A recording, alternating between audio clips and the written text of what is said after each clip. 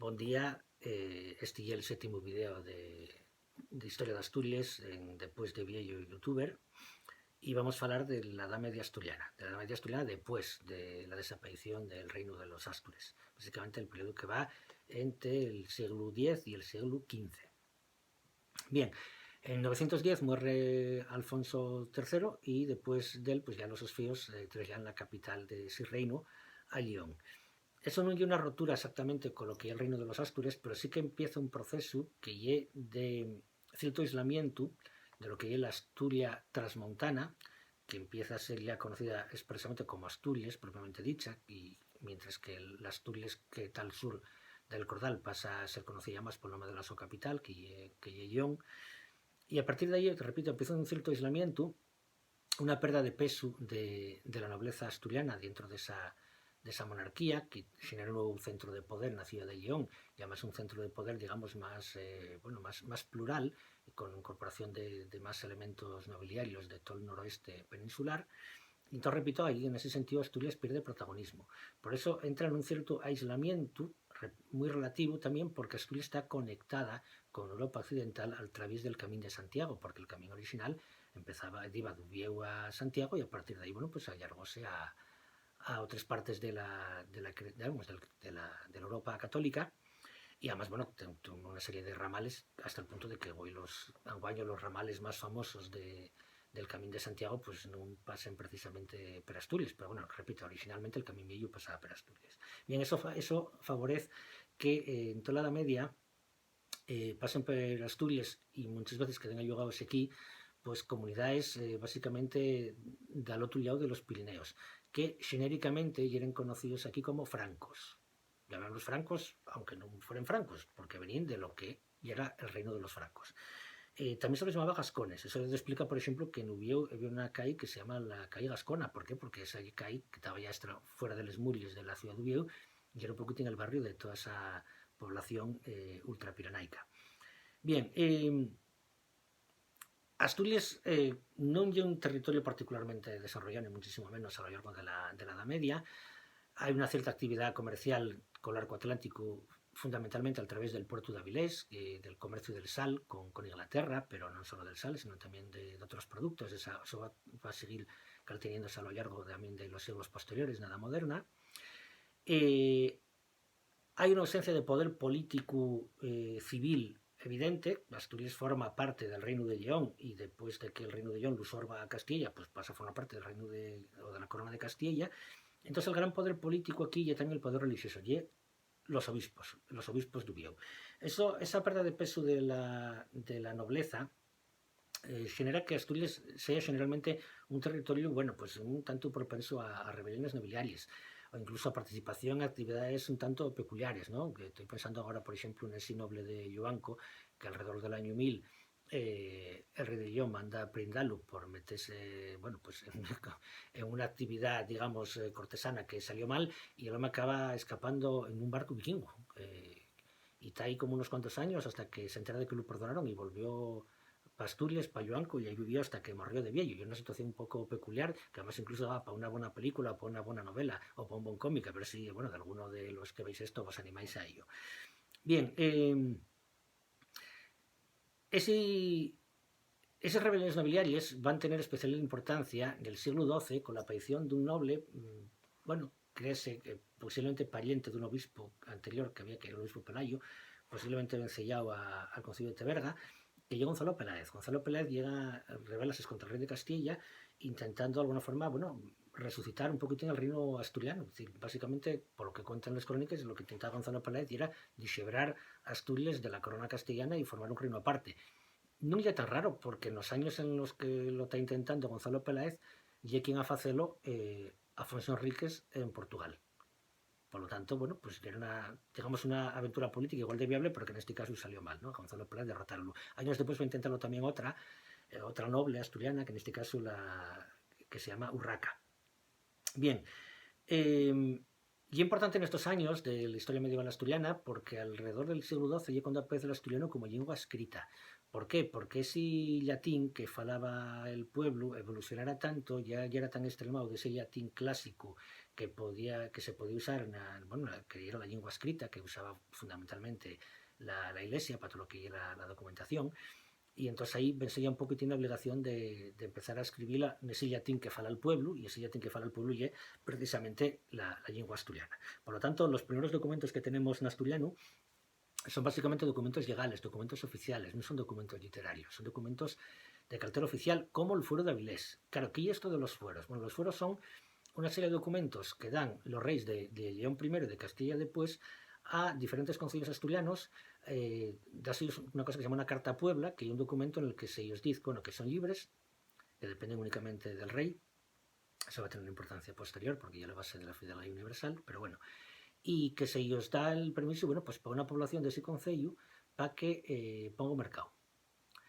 Esa carta Puebla, para poblar, y es lo que va a derivar en asturiano a la aparición del término pola, ¿vale? Entonces de ahí tenemos una serie de villes, pueblos en Asturias, que se llaman la pola de, ¿no? Pues tenemos la pola Someu, tenemos la pola de Allande, o la pola Siero, la pola Llaviana, o la pola Chena. Bien, en ellos otros casos también eran otros que también se dio el título de poles, pero bueno, digamos, no acabaron incorporando la nova. Estoy pensando, por ejemplo, Nava. Nava también era una pola, pero bueno, no se llama guaño la pola de Nava, pero bueno, básicamente tenía el mismo estatus. En ellos casos como Xixón, eran poblaciones que ya existían, y en ellos otros fueron poblaciones directamente que se fundaron de la nada. En un cruce de caminos ponías un mercado mensual y esa era la base de que ese lugar medrara y acabara convirtiéndose en una villuca. Y hay veces que esos villuques no quedaron en nada, como la pola alpino, ayer, que no llegó a medrar y convertirse en una villa importante. Bien, todo esto en el siglo XIV empieza a ponerse un poquitín más reversoso, porque en el siglo XIV aparece una situación económica, bueno, digamos, bueno, bastante depresiva, vamos a llamarlo así, ya la llamada crisis del siglo XIV en todo el occidente medieval. Hay una serie de razones para ello, pues tanto un cambio climático, la aparición de la peste negra, bueno, una serie de factores que influyen a que una situación de escasez económica generalizada, pues eso provoca unas tensiones sociales súper fuertes. Y que en Asturias manifiesta a través de la aparición, por ejemplo, de una figura muy común en Europa Occidental, que es la de los nobles bandoleros, nobles que como no tienen rentes abondes explotando a los siervos, deciden pasarse al bandolerismo.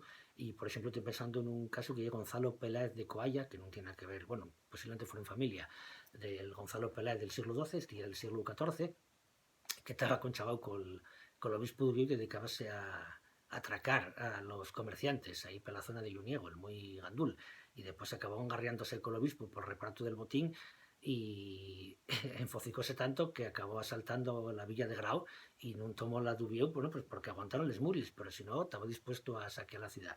O, por ejemplo, esa expresión también de esa mayor opresión de los campesinos y de esa lucha de clases que tenemos en este contexto de crisis del feudalismo, pues yo, por ejemplo, la aparición a primeros del siglo XV de una excomunión colectiva en el concilio de Llanera. Básicamente, Llanera dependía bueno, que era un territorio feudal del obispo de Ubieu, meten ellos impuestos extraordinarios, los vecinos de Llanera nieganse a pagarlos porque les parece un atropello, y el obispo pues usa el arma más eficaz que tiene contra ellos, que es excomulgarlos. Son los prexurados primero porque eran prexuros, porque no cumplen teóricamente las obligaciones como vasallos del obispo, y después exconxurados porque también excomulgados de la Iglesia Católica.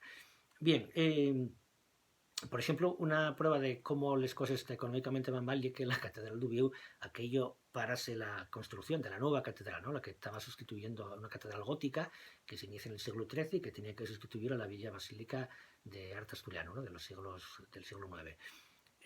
La prueba de que no hay perres ya que queda tan paralizada la construcción de la catedral que no va a acabarse hasta primeros del siglo XVI. Y claro, y por eso se acabó con una torre nada más, porque la catedral de tiene una catedral gótica que nada más tiene una torre, estaba pensada para tener dos, pero ya no había perres, ¿no? Estaban pruebas de fecho. Y además cuando acabaron la primera torre, decidieron que ya no facían más. Y menos mal, porque cuando se remató, el arte gótico ya estaba absolutamente fuera de moda, vamos a decirlo así, desde iba siglo y medio. Pero bueno, aquí en ese sentido la cosa llegó un poquitín tarde.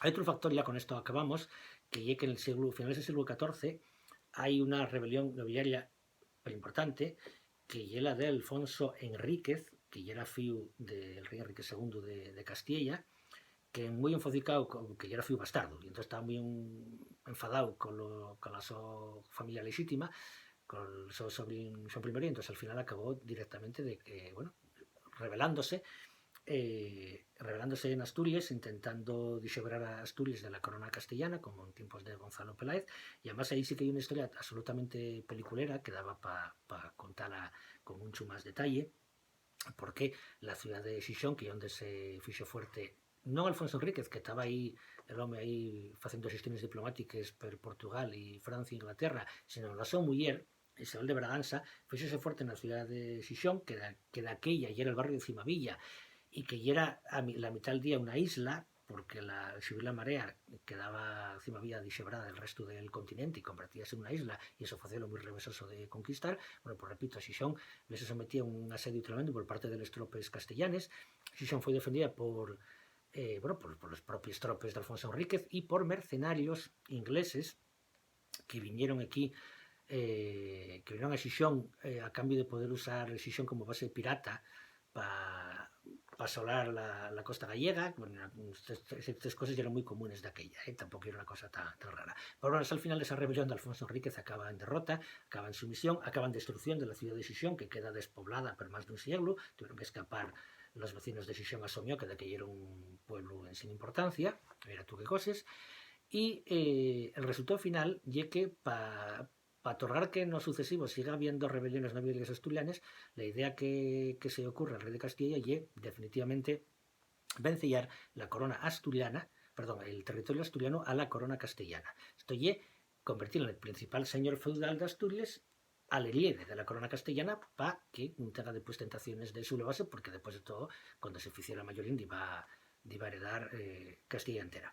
Por lo tanto, esta idea del Principado de Asturias, que hay quien lo ve como que tiene su origen a Batalla de Covadonga, no tiene absolutamente nada que ver, y quien lo percibe como un honor, pues tampoco hay ningún honor. Básicamente el resultado de una derrota militar de los asturianos, o por lo menos de parte de ellos, frente a los tropes de la nobleza de la monarquía castellana.